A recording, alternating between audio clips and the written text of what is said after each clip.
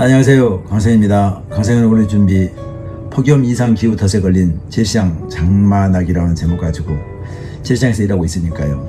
정말 오라는 손님은 안 오고 오지 말라는 장마만 왔습니다. 6월 벌써 말이 돼 가잖아요. 습하고 무겁고 제주도의 장마 소식이 있어서 아직 여유가 있다 생각했는데 그런 뉴스도 요새는 예보가 못 되는 것 같습니다. 서울에 벌써 왔나 갑작스런 센 비가 한바탕 휘몰아치고 숨 고르듯이 잠시 지나갔네요. 장마 시작 전후는 제시장 사람들에게는 너무나도 어려운 시기입니다.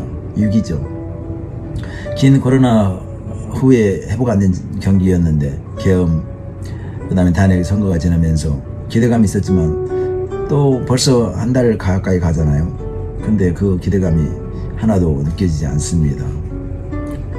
더구나 이 어려운 때에 장마와 더위의 습격이라니 6월에 7월에 장마, 8월과 9월에 폭염. 정말 폭염과 비와 더위의 여름나기를 수년 동안 해왔지만 갈수록 자신이 없습니다. 어렵다 해도 2020년대까지는 그래도 버틸만 했었거든요.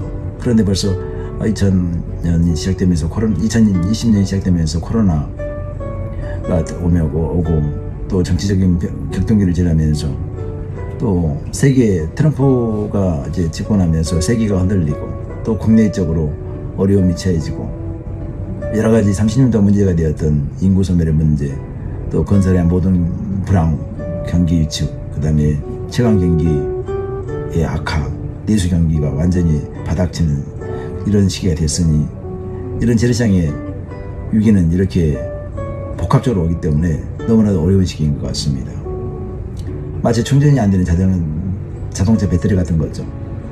충전이 되면은 돌아가면서 다시 그 전기가 들어가서 충전이 되는데 충전기 자체가 안 되는 거죠. 안전 방전 상태에 있는 정도의 시장이 되어서 시장이 아직 멈춰버리는 것 같아서 대책이 쉽은 것 같습니다. 거기에다가 수도권에 일자리가 없으니까 지방으로 다 교포분들이 가셔요. 지방도 요새는 일이 줄어든다고 하면서 교포분들이 지금 중국으로 들어가시고 있다는 말씀도 많이 하거든요. 일자리가 없다고 그렇게 말합니다. 또 아파트 짓는다고 저희 시장 근처에도 약 10년 동안 비어 있거든요. 시공이 늦어지니까 뭐 사람 구경할 수 있나요? 예지 구경. 예지 사람들 오는 거 구경도 못하죠. 텅텅 비어 있죠. 물론 그들이 우리 손님이 된다는 보장도 없습니다. 헛먹히는 것도 아니지만 거기에다가 그나마 시장은 봄에 나물거리가 좋아서 많이 찾는 올드 고객들이 사실 있었거든요. 근데 그분들이 이제 여름이 오면 시원하고 또 신선 상품이 있는 대형마트나 백화점 뭐 가버리시죠. 혼자 살면서 뭐 많이 합니까? 반찬 가게 들려서 대충 사고 마니까 시장에 들어오는 유입인구가 상인들이 손님을 만날 수가 없는 거죠. 우리나라가 이제 그런 식이더라고요. 장사를 같이 하고 있으니까 상인회장이 좀 해봐라 뭔가. 그런데 제가 뭐 뾰족할 수가 있겠습니까? 상인회장을 하고 있다고 하지만 트럼프, 뭐 우리 이재명 대통령, 그 다음에 여기 구청장도 있고 서울시장도 있는데 그분들도 하나도 힘을 안 보태야 되는데 상인회장이 무엇을 할 수 있겠어요, 여러분? 안 그렇습니까? 그래서 제가 몇 가지 생각을 해보았습니다.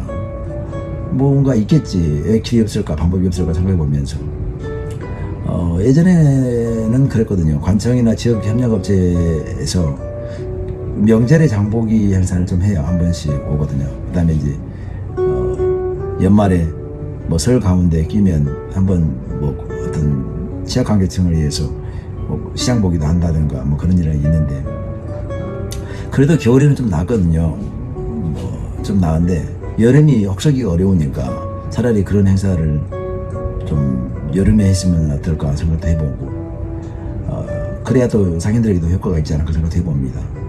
또 오늘 구청에서 단톡방을 만든다고 왔어요. 전투시장 상인 또 상정회장하고 같이 그 단톡방을 운영하면서 의견 공유를 한다고 이렇게 와서 마치 잘 됐다 생각이 들어서 의견을 올리려고 합니다. 먼저 구청이나 지역협력들이 업체들이 혹서기 폭염에 어려움을 겪고 있는 이 취약계층을 돕는 행사가 많이 있거든요. 건강 안전한 여름을 지낼 수 있도록 여름 물품을 많이 사거든요. 지원 계획도 있고. 근데 우리는 상인이라서 그들하고 네트워크가 없어요. 정보가 없으니까 그들을 만날 방법이 없잖아요. 그러면 센터가 있어야 되는데 구청이나 자원봉사센터가 지역기업이나 또 그들과 자매 결연할 수 있는 협력체제를 구축할 수 있도록 적극적인 전략을 수립해서 우리와 연결시키는 역할을 좀 해야 되지 않겠나 생각을 합니다. 왜냐면 전통시장을 잘 모르니까 그 취약계층을 돕기 위한 여름나기 상품 등들이 우리에게 있거든요. 그 구매하면 우리가 이제 선순환이 되는 거죠. 전통시장에서 물품을 사가지고 또 취약한 쪽에 보내면 취약한 전통시장을 돕기도 하고 취약한 그 계층을 돕는 물품이 되기 때문에 조금만 신경을 쓰면 윈윈이 되는 거죠. 그런 방법들이 있다. 이렇게 해서 우리가 어려울 때 서로가 도우면서 생산적인 복지가 가능했으면 좋겠다는 말씀을 드리고요. 둘째는 버스 정류장이나 횡단보도 등에 요새 그늘막 많이 설치되어 있잖아요. 근데 재래시장에는 없어요. 무더위 그늘막이나 그 냉온열 의자라고 뭐 요새 많이 버스 정류장에 설치되어 있잖아요. 근데 전통시장은 잘 나이가 드신 분들이 더 많이 오잖아요. 월드 고객들이 많은데 재래시장에 그런 게 없습니다. 뭐 그늘막도 없고 고객이 쉴 수 있는 공간도 없고, 그러니까 그늘막 같은 것을 만들어서 상인들도 쉴 수 있고 또 고객도 쉴 수 있는 그런 온열 환자가 나오지 않도록 하는 방법의 센터를 운영할 필요가 있다. 이렇게 말씀드리고요. 셋째, 특별히 이제 무더위에 약한 재래시장은 모기와 해충에 취약하거든요. 아무래도 열악한 그 판매 조건을 갖고 있고 예전의 건물을 사용하고 있기 때문에 청결에 아주 어려움이 있습니다. 그러니까 방충 차량 투입을 자주 해서 방제 작업이 좀 필요하고, 채소나 생선 등 판매가 재래시 판매에 위해서 판매대에 사용되기 때문에 아주 그 냄새 나고 악취가 있어요. 오염원이 많다는 거죠. 그러니까 사설차를 통해서 청소도 좀 하고 그리고 또 사수차에서 물을 뿌리면 많이 뿌리잖아요. 그럼 도시 열섬 현상도 좀 완화시키는 실질적 효과가 있지 않을까 생각해서 이런 부분에 적극적인 행동을 좀 했으면 좋겠다는 말씀을 드리고요. 마지막으로 이런 경우도 있습니다. 통로 등에 대형 에어컨이 설치 지원되어 있는 곳도 있어요. 연수장도 마찬가지지만. 근데 그것을 설치는 국비로 하고 지방비로 하지만 중소벤처부에서 나온 돈으로 하거든요. 근데 전기를 내야 되는 전기료가 만만치 않지 않습니까? 또 통로 같은 데에 전기를 사용하면, 에어컨을 사용하면 엄청난 전기 요금에 폭탄을 맞는데 기본 요금도 많이 나가고요. 그 1년 동안 유지하면서 여름에 켜야 되는데 실제로 가동 안 할 때가 많습니다. 왜냐면 보세요. 수선하는 집은 필요가 없잖아요. 어떤 집은 또 불을 써요. 열이 많이 난단 말입니다. 어떤 집은 그릇을 팔아요. 그러면 나하고 직접 관계없는데 에어컨에 가동해서 돈을 똑같이 n분의 1 하느냐 해가지고 불만이 엄청 많아서 시장 안에서 싸움이 많이 일어나요. 소형도 일어나고 소동도 일어나고. 그러면 그 에어컨을 안 켜게 되잖아요. 그러면 그 비싼 에어컨 1억씩 투자해서 만든 에어컨 몇 대씩 달려있는 거 안 켜는 경우가 많습니다. 작년에 연수장에 저가 있는 것도 안 켰거든요. 안 켜고 놔두는 거예요. 그리고 기본요금을 내는 거죠. n분의 1 해가지고. 안 켜고 전기료 안 내는 것이 더 낫다는 거예요. 그런 마인드를 갖고 있는 데서 전통시장에 손님을 위한 그 에어쿨러 시설을 만들어가지고 손님이 안 오게 한다면 되겠습니까?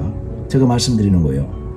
설치를 했으면 운영을 한시적으로 고객과 상인들을 위해서 쓰기 때문에 전기를 전액 국가에서 부담하든지 아니면 50% 상인이 내고 또 국가에서 50%를 지원하는 방법으로 해서 가동하는 시간을 많이 늘려야 또 그 매대의 상품도 신선하고 고객들도 이게 참 시원한 시장이 있구나 해서 찾아올 수 있지 않겠습니까? 근데 그런 걸 안 하고 운영을 다 우리가 해야 된다.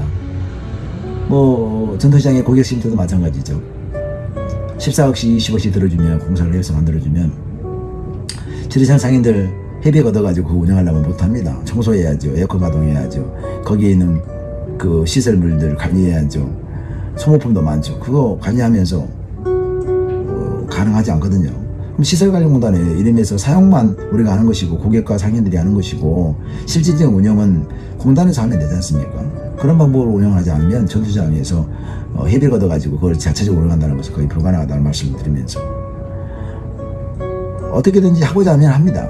정부에서 재래시장을 살리겠다는 말을 수없이 하고 사진 찍으러 선거만 있으면 오잖아요. 저도 선거에 많이 나가보고 대통령 선거에 도전한 사람인데 모르겠습니까? 시장에 오는 분들은 잡담도 많이 하죠. 그런데 사진 찍고 내막은 모르고 그냥 갑니다.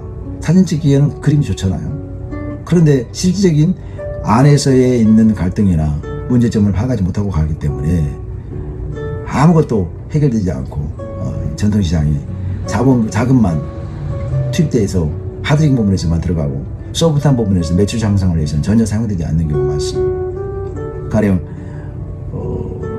문화 관광형 이런 그 행사가 그 지원책이 있거든요. 그거는 자금이 많이 들어옵니다. 15억 가까이 들어오기도 하고 20억도 들어오거든요.